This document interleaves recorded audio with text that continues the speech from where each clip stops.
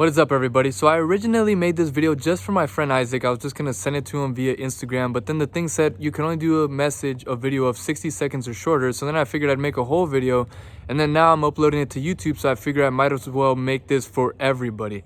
So in this video, I talk about my opinion on mock meats, plant-based substitutes, whatever you want to call them. And I want to make sure that you guys are aware that I'm not a registered dietitian. I don't even currently have a job that's related to nutrition. I did get my bachelor's degree in nutrition option dietetics.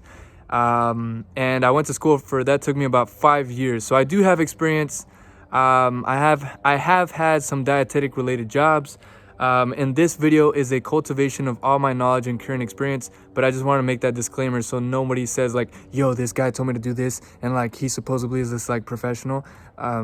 I'm just who I am. And just for reference, the last like 60 seconds of the video is like my summary of the whole video. So if you want to just skip to that because you're in a rush or something, go ahead. What's up, Isaac? I'm just making this video for you because I didn't want to wait. I'm not too sure when the nutrition video will probably come out like this upcoming Monday or the Monday after that. But I didn't want to wait that long to respond to your question regarding meat substitutes and what's my opinion on them.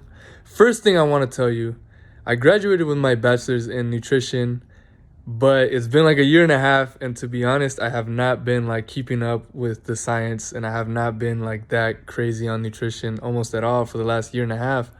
But in general, what I think about when I think about meat substitutes is that it's pretty highly processed. Usually, it seems like meat substitutes are usually highly processed. Usually it's like soybean or something like very simple like that. And usually with meat substitutes, they usually add like a lot of salt, and it's usually heavily processed, because if you don't process it that much, it just wouldn't taste that good. Like if you had a veggie patty that was legit just made out of like beans and like just vegetables, and you didn't put a fuck ton of fat and you didn't put a fuck ton of salt, like it probably wouldn't taste that good. And if you're making it taste good without any of that, then you have to look at the nutrition facts label and see what did they put in here. Like check the ingredient. I would say whatever kind of meat substitute, I'm guessing if you're interested in it, like just look at the ingredients list and look at how long it is. Like if the ingredients list is not that long and the ingredients look pretty simple, then like that could be pretty good. But if you look at like a substitute patty and the ingredients list is just super gigantic and it's just like a bunch of stuff that you're not even familiar with, then maybe you can be like, all right, let me invest more time to find a plant-based alternative that seems to be more less processed. That's probably a tip that I would suggest. And then also just check the label and like see what's inside of it, like how much fat is in it, like things like that. And like matter of fact, let me show you something. So obviously this is not like plant-based meat, it's literally fucking chicken broth, but I'm just using this as an example. This is a better example. So this is kind of what I was telling you about. 1 serving per container, serving size 1 bag. So it's like, okay, now I know that all this is for 1 serving, which is the whole bag. Calories per serving 100. Total fat 6 grams. 6 grams of fat is 8% of my daily value. 8%, that's based on a 2,000 calorie diet. So depending on how many calories your body needs, then this kind of gives you a nice reference point as to like how much. So like 8%, that's below 10%.